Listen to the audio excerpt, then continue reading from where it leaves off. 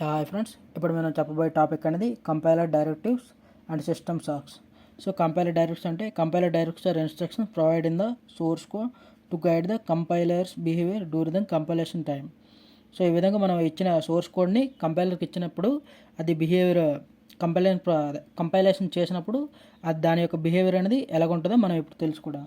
First ఇందులో మనం 5 types ఉంటాయి అన్నమాట. అందులో ఒకటి మానిటర్ సిస్టమ్ టాస్క్, ఇంకోటి compiler directions, time related task, control tasks, file input output task, system task అనమాట. So first monitor system task. First display. ఇందులో మళ్ళీ 4 టైప్స్ ఉంటాయంట. Dollar display, dollar write, dollar strobe, dollar monitor. Dollar display ఏం చేస్తుందంటే ఇక్కడ మీరు చూసుకున్నట్టు dollar display specific line display at the parallel manner. Suppose ఇక్కడ 3 లైన్లు అనుకుందాం. ఫస్ట్ నేను దాంట్లో డాలర్ డిస్ప్లే అనేసి మెన్షన్ చేశాను. ఇక్కడ డాలర్ డిస్ప్లే, ఇక్కడ డాలర్ డిస్ప్లే, ఇక్కడ డాలర్ డిస్ప్లే మెన్షన్ చేశాను అనమాట. సో ఇప్పుడు ఏమవుతుంది, అవుట్పుట్ మనకి ఇచ్చినప్పుడు ఏ వాల్యూ ఫస్ట్ 10 అవుతుంది, నెక్స్ట్ ఏ ఈక్వల్ టు 15 అవుతుంది, నెక్స్ట్ ఏ ఈక్వల్ టు 20 అనమాట. సో ఈ విధంగా డిస్ప్లే అనేది మనం ఏ వాల్యూ అయితే డిస్ప్లే చేయమనుకో ఆ స్పెసిఫిక్ లైన్ దగ్గర మనం డిస్ప్లే అని రాస్తాం. సో మనకి ఏ ఈక్వల్ టు 10 కావాలి డిస్ప్లే కావాలంటే, సో ఈ ఒక్క దగ్గర మనం డిస్ప్లే రాస్తే ఆ డిస్ప్లే అనేది ఏ ఈక్వల్ టు 10 అనేది డిస్ప్లే అవుతుంది. సో మనం స్పెసిఫిక్ లైన్ డిస్ప్లే చేయడానికి మనం డిస్ప్లే యూజ్ చేస్తాం అనమాట. అండ్ ప్యారలల్ మేనర్, మన ఈ నెంబర్ ఆఫ్ డిస్ప్లేలు రాసినప్పుడు ఎలా ప్రింట్ అవుతుందంటే ఇలా ఈ ప్యారల్గా అవుట్పుట్ అనేది వస్తుంది అనమాట మనకి. నెక్స్ట్ డాలర్ రైట్ అనమాట. డాలర్ రైట్ అంటే specific line display and serial manner. ఇక డాలర్ డిస్ప్లే బదులు డాలర్ రైట్ రాసామనుకోండి, ఇక్కడ. సో ఇక్కడ డాలర్ రైట్ రాసిన సేమ్ ఎలాగే అవుతుంది. ఇక్కడ ఇచ్చినప్పుడు మనకు డాలర్ రైట్ ఒక్కటే కావాలనుకుంటే ఈక్వల్ 10 వచ్చేస్తుంది. కాకపోతే నెంబర్ ఆఫ్ టైమ్స్ మనం ఎక్కడ డాలర్ రైట్, ఎక్కడ డాలర్ రైట్, ఈ 3 దగ్గర డాలర్ రైట్ రాసినప్పుడు మనకు అవుట్పుట్ అనేది ఇలా రాదనమాట. సీరియల్ మేనర్లో వస్తుంది. So A equal to 10, next A equal to 15, A equal to 20. So ఈ విధంగా ఏ ఈక్వల్ టు 20 ఈ విధంగా సీరియల్ మేనర్లో వస్తుంది అనమాట. సో దీనికి మెయిన్ డిఫరెన్స్ ఏంటంటే డాలర్ డిస్ప్లేకి డాలర్ రైట్కి ప్యారల్ మేనర్. డాలర్ డిస్ప్లే అనేది డాలర్ రైట్ అనేది సీరియల్ మేనర్ అనమాట. సో ఇదే మెయిన్ డిఫరెన్స్ అనమాట. నెక్స్ట్ డాలర్ స్ట్రోబ్ అనమాట. డాలర్ స్ట్రోబ్ ఏంటంటే ఇచ్చిన ఇన్స్ట్రక్షన్లో మనం ఇక్కడ ఫస్ట్ దానికి డాలర్ స్ట్రోబ్ అని రాసాం. ఈ లైన్లో మనం డాలర్ స్ట్రోబ్ అని రాసాం. ఈ లైన్లో డాలర్ స్ట్రోబ్ అని రాసినప్పుడు ఏమవుతుందంటే నెక్స్ట్ మనం ఇవన్నీ దగ్గరలో మనం ఇక్కడ ఏమని రాయలేదు. సో మనకి అవుట్పుట్ కావాల్సినప్పుడు అప్పుడు dollar strobe end of the simulation టైంలో ఏ ఈక్వల్ టు ఎంత ఉందో ఆ వాల్యూ మాత్రమే అవుతుంది అనమాట. డాలర్ స్ట్రోబ్ అంటే display end of the simulation time. So end of the simulation టైంలో ఏకి ఎంత వాల్యూ ఉందో ఆ వాల్యూ మాత్రం డిస్ప్లే అవుతుంది. మనం ఇక్కడ చూసుకున్నట్టయితే డాలర్ స్ట్రోబ్ అనేది మనం ఏ 10 దగ్గర మనం రాసామన్నమాట. కాకపోతే మనకి ఏ డిస్ప్లే అయినప్పుడు మాత్రం ఏ ఈక్వల్ 20 అవుతుంది అనమాట. So end of the simulation టైంలో ఆ ఏకి ఎంత ఆ వాల్యూకి ఆ వేరియబుల్కి ఎంత వాల్యూ అవుతుందో ఆ వాల్యూ మాత్రమే మనకు డిస్ప్లే అవుతుందో. సో ఇదే డాలర్ స్ట్రోబ్ అనమాట. Next dollar monitor display all values. మనం వన్స్ డిస్ప్లే డాలర్ స్ట్రోబ్ మనం ఎక్కడైనా డాలర్ మానిటర్ ఈ 3 దగ్గర ఎక్కడ రాసినను ఈ 3 వాల్యూని ప్రింట్ చేస్తాం అనమాట. మనం ఒక దగ్గర రాస్తే సరిపోద్ది, మొత్తం 3 వాల్యూని మాత్రం ప్రింట్ చేస్తాయి అనమాట. సో ఇవన్నీ ఒక్కొక్క వాల్యూని ప్రింట్ చేస్తే dollar monitor display all values ఎక్కడెక్కడ ఏ అనేది వేరియబుల్ చేంజ్ అవుతుందో అవన్నీ దగ్గరలో కూడా డిస్ప్లే చేస్తుంది అనమాట. Next compiler directives next stick include, stick define, stick scale అనమాట. మన దీన్ని స్టిక్ అని చదువుకుంటాం అనమాట. నెక్స్ట్ ఇందులో మనం చూసుకున్నట్టయితే ఫస్ట్ స్టిక్ ఇంక్లూడ్ అనమాట. స్టిక్ ఇంక్లూడ్ అంటే ఏమంటారంటే సపోజ్ మనకి యాక్చువల్గా మనం ఈ కోడ్ రాసాం, ఇంత పెద్ద కోడ్ అనేది మనం రాసాం. మనకి ఇందులో మనం చూసుకున్నట్టయితే కేసు దగ్గరలో ఇవేమీ రాయలేదన్నమాట. ఈ విధంగా మనం కోడ్ రాసామన్నమాట. ఎందుకు రాసామంటే ఇప్పుడు ఇది స్టిక్ ఇంక్లూడ్ అంటే మెయిన్ ఏం చేస్తుందంటే ఒక ఫైల్లో ఉన్న డేటాని ఈ ఫైల్లోకి మనం తీసుకోవచ్చు అనమాట. ఆ డేటాని ఇక్కడ ఫైల్ ఈక్వల్ టు F1 అనమాట.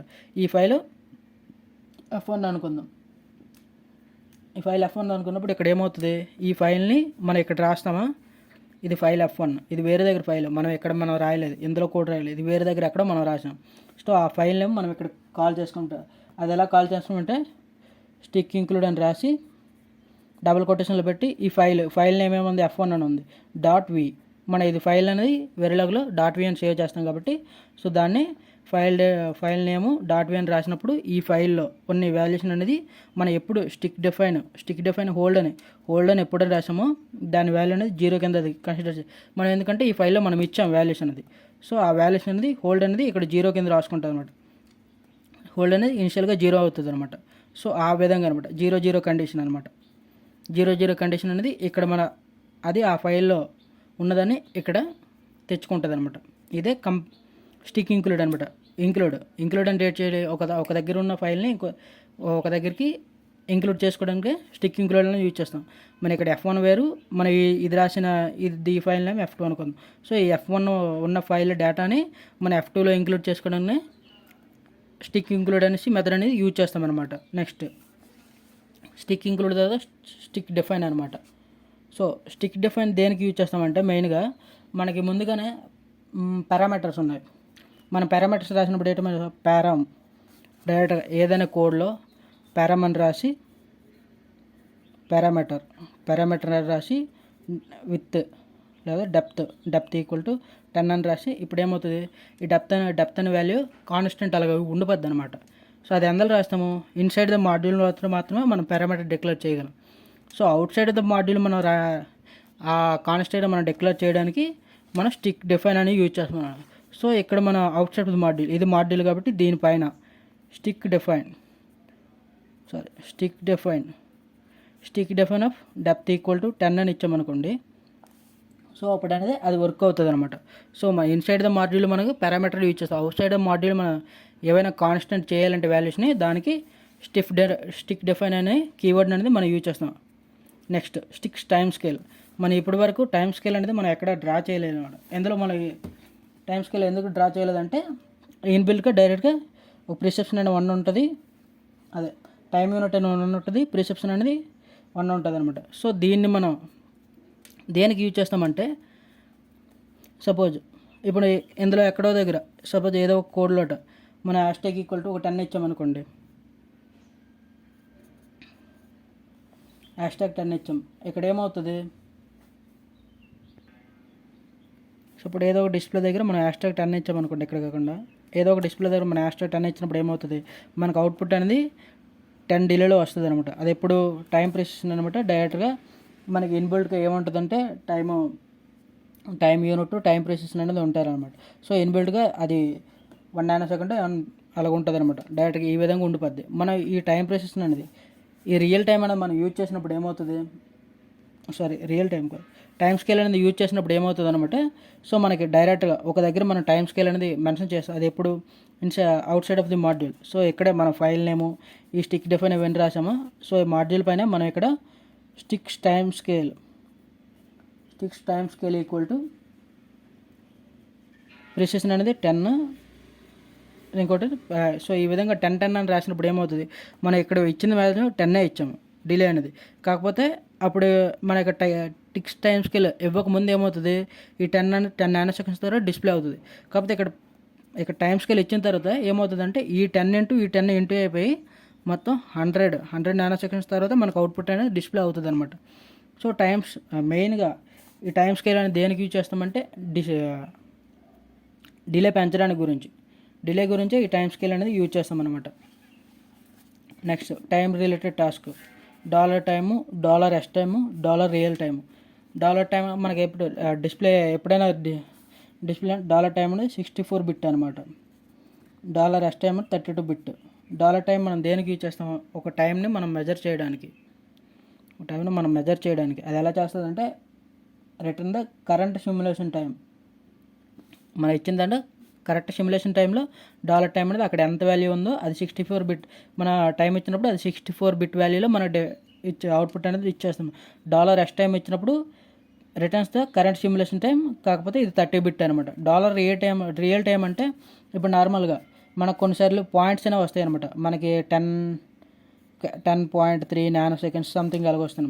సో ఇందులో ఇచ్చినప్పుడు $టైం కానీ $S టైంలో ఇచ్చినప్పుడు మనకేం వస్తుంది, ఓన్లీ ఈ 10 మాత్రం వస్తుంది. ఈ 0.3 వాల్యూస్ అనేది రాదనమాట. సో రియల్ టైం ఇచ్చినప్పుడు మనకి ఈ రియల్ నెంబర్స్తో పాటు వస్తుంది అనమాట కరెంట్ సిమ్యులేషన్ టైం అన్నది. ఈ విధంగా టైం రిలేటెడ్ టాస్క్ అనేది యూజ్ చేస్తాం అనమాట. Next control task. ఇందులో $స్టాప్, $ఫినిష్. సో సపోజ్ మనం ఇది వద్దు డైరెక్ట్గా ఒక మాడ్యూల్ పెట్టి ఒక కోడ్ ఉందనుకోండి. ఇందులో మనకి 100 లైన్లు అనేది ఎగ్జిక్యూట్ అవ్వాలన్నమాట. సో 100 లైన్లు ఎగ్జిక్యూట్ అయినప్పుడు మనం ఈ మధ్యలో స్టాప్ అని రాసాం, $స్టాప్ అనేసి. సో ఇక్కడ $స్టాప్ వచ్చినప్పుడు ఏమవుతుంది, ఈ ముందు ఎన్ని ఉన్నాయి, ఒక 50 ఉన్నాయి అనుకోండి. సో ఈ 50 ఎగ్జిక్యూట్ అయినప్పుడు అక్కడ అనేది స్టాప్ అయిపోతుంది, సిమ్యులేషన్ అనేది రన్ అవుతుంది అనమాట. మరి అక్కడ అనేది ఆ సిమ్యులేషన్ అనేది ఆగిపోద్ది. మిగతావన్నీ మళ్ళీ ఎప్పుడు అవుతాయి అంటే మళ్ళీ డాలర్ స్టార్ట్ చేసినప్పుడు మాత్రమే ఈ సిమ్యులేషన్ అనేది రన్ అవుతుంది, లేదా అక్కడ అలాగ ఉండిపోద్ది అనమాట. నెక్స్ట్ డాలర్ ఫినిష్ ఏమవుతుందంటే, డాలర్ ఫినిష్ మనం ఎప్పుడు end of the simulation time తర్వాత రాస్తాం. ఇక్కడ డాలర్ ఫినిష్ అని రాసామనుకో, సో ఈ 100 ఎగ్జిక్యూట్ అయిన తర్వాత అప్పుడు టెర్మినేట్ అయిపోయాం, మొత్తం బ్యాక్ వచ్చేస్తుంది అనమాట. లేదా మన ఈ డాలర్ స్టాప్ దగ్గర డాలర్ ఫినిష్ అని రాసామనుకోండి, ఓన్లీ 50 మాత్రమే ఎగ్జిక్యూట్ అయ్యి మిగతా ఎగ్జిక్యూట్ అయినా మొత్తం టెర్మినేట్ అయిపోతుంది, అవుట్ సైడ్ ఆఫ్ మొత్తం బయటకు వచ్చేస్తుంది అనమాట. డాలర్ స్టాప్ అంటే మనకి ఆ సిమ్యులేషన్ ఎంతవరకు ఉందో అంతవరకు స్టాప్ చేస్తుంది అనమాట. డాలర్ ఫినిష్ ఏమవుతుందంటే సిమ్యులేషన్కి అవుట్ సైడ్ వచ్చేస్తుంది అనమాట. ఆ విధంగా next file input, file output, system task అనమాట. సో ఫైల్ ఇందులో మళ్ళీ file S open, file F close అనమాట.